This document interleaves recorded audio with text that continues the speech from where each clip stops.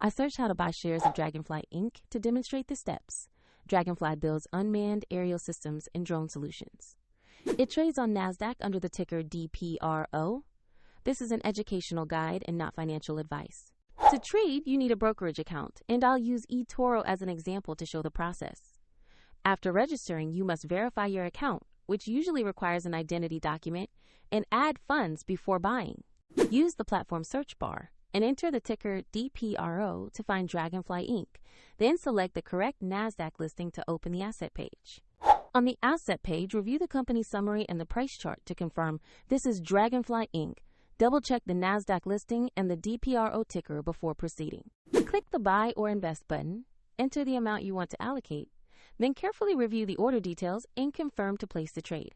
If the market is closed, the order may be queued or executed at the next available session, and if you have insufficient funds, the platform will prompt you to add them before completing the order.